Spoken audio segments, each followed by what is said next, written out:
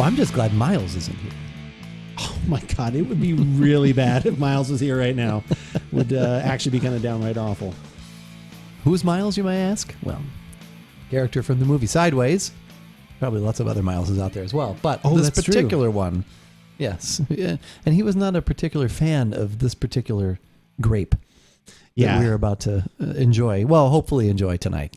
Yeah, we'll definitely find out. And I would say that I have probably not had this type of vintage since maybe that movie came out, just because I thought that was so funny.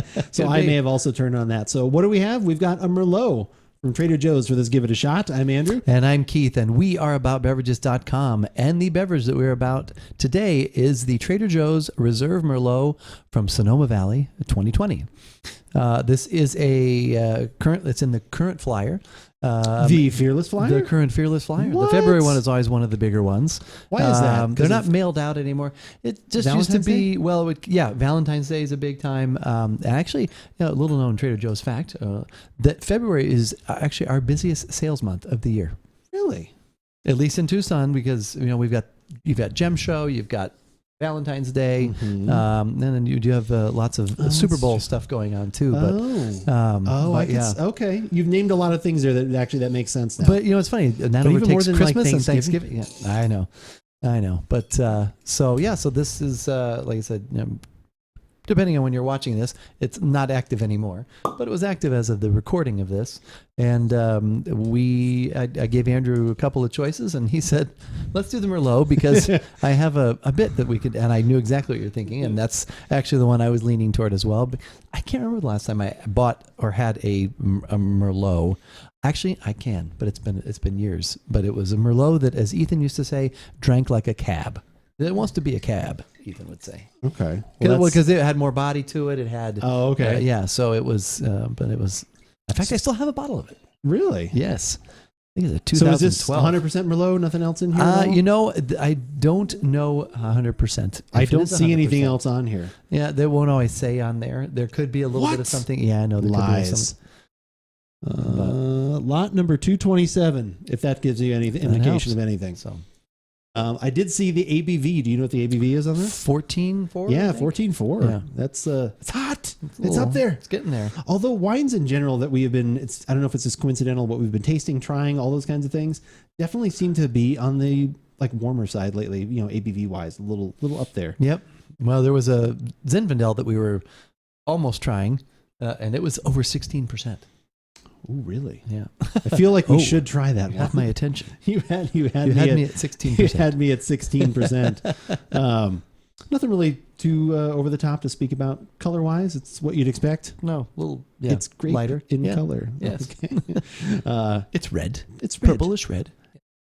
To the aroma? Let's do it. That has a really nice nose. I'm getting it's kind of like a raspberry preserve kind of thing. There's something that's almost little like not, because it's not jammy. It's that where you if it's a preserve, you get more of that where it's like the seeds and all the other stuff. I was going to say raspberry. Oh, were you? So yeah, because I've been limited. My sense of smell is limited, and still getting better. And at first, when I smelled it, I was like, well, I'm just going to tell Andrew, it smells like red wine.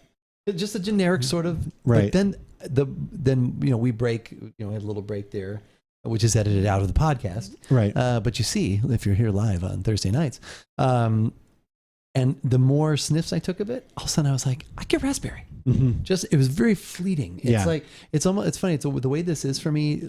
It's almost like it happens so quickly. It's like you really have to be aware of it, and you have to catch it before it goes, because it doesn't stay for a long time. But yeah, I got that. So I'm glad you said that without, okay. Yeah, no, it's like 100% raspberry. Okay. It has a really nice aroma, because there's almost like a tartness to it or something. It's a very fresh nope. This smells really good, but it's not over the sometimes you get that and it almost starts to go too far where it's like, oh my God, this is just either not necessarily too sweet, but just it just feels like it's gonna be too concentrated. This actually has again, this is a really nice nose. Okay. All right. See if it carries over to the taste. There we go. I don't get a lot of anything in there. I kind of feel like I have COVID as well, because I don't get a lot of anything either. Okay. No, I was- and this is what I always think of when I think of a Merlot. Yeah. There is some nice little bit of a low note there, Right. but I'm not getting any of the wonderful things that I got in the nose. I'm not getting the Right. raspberry. I'm not getting even a little bit of the sweet.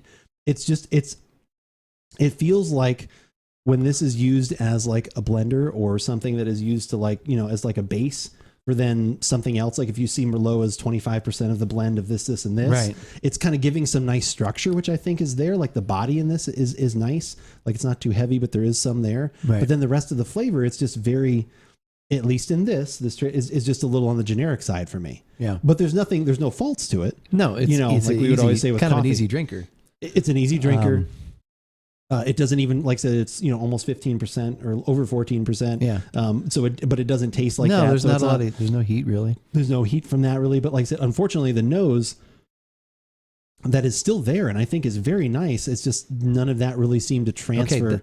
I was into the worried palate, so. because normally when I drink wine lately, I don't get a lot of nose, but I do get the flavor. Not everything still, that's still coming back, but I get enough to be like, oh yeah, I like that. Whereas this, I was like, oh no, I've regressed. No, I was like, what's no, happened? you haven't at all. Like What's I said, happened to no, me? it's Okay, like I said, good. it's just, yeah, like I said, I was, you know, making light of that, but that is literally Yeah. what it felt like, where I was like, Okay. am I not getting anything? Like, why am I not Okay. getting it? And yeah, so it's, so this is the reserve line. So what is this usually 10. at? Is this 10? $9.99. Yeah. $9.99. Yep. So I haven't had a Merlot in a while. Is this, do you think this is one is a little bit lacking then for that in based on what we're saying? Or do you think that is what you also think of when you think of Merlot? Yeah, I guess I'm usually not trying there's to a back little. you into a No. corner. I would say I guess there's a little more. I would even want like a little more tannin or a little more something from there. Okay. It's like I said, to me, it's almost like in this state. This is one then I could recommend to people who, but it's even more money. Like the Zinfandel, the Moon X that we had a few podcasts right. or a few months back. But that has more fruit and more body, and that's easy drinking that way. This is like easy drinking almost from a nondescript kind of standpoint. Yeah, this would. It's not. There's, like I said, there's no faults. It's just not like. This is one of those things that would probably, work well if you, depending on the meal you were preparing, like, this would be like a nice like accent because it's not really going to add anything to it. Right. Or overtake, I should say. It's not really going to overtake anything, but Right. it'll at least just kind of, help to move things along, I guess. It will buoy the other It'll flavors. buoy it up a little bit. Yeah. But for me though, I don't know, would you buy this one again probably? Or No, I wouldn't. But Yeah, I don't think I Yeah. would. Again, nothing wrong with it. If you like Merlot, this might be a style. This might be a version that you would like. But at least for me, I think I'd like a little bit more. a little too easy. In the glass. Yeah. And if you're looking for something that's a little bit more on a website, you can check out our website at AboutBeverages.com. That's where you can find everything we have done over the last decade. Coming up on 14 years, which is absolutely insane. New website coming soon. I know I've been saying that for a little while now. I've been excited. There's been a lot of work, a lot of back end infrastructure things. Okay. So hopefully very soon. And then you worked we'll on be the getting that website. done. No, I'm just kidding. Hey-o. But yeah, so definitely go check that out. If it's the old version, I'm still glad you came by. And if it's the new version, tell us if you liked it. Enjoy. Enjoy.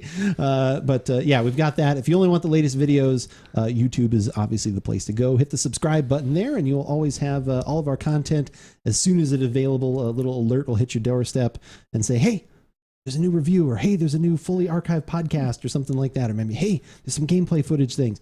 All of those things, opportunities can be found at our YouTube, as I just said. But if you want audio, it's another option that you can go to. Podcast only. Yeah, Google Podcast, Spotify, iTunes, any one of those, you can find our podcast. In fact, if you have a favorite podcasting app, just search for About Beverages, and more than likely, you will find us there. So just search there. And on top of that, we've got some pillars too, if you want even some social media things. The right? 3 pillars of social media being Instagram, TikTok, and Twitter, which is what we use most frequently to keep you up to date on what is going on at About Beverages. Like earlier tonight, when I tweeted that we were about to go live on twitch.tv/AboutBeverages, which we do most Thursday evenings around 5:30 Pacific time. Sure. Yeah.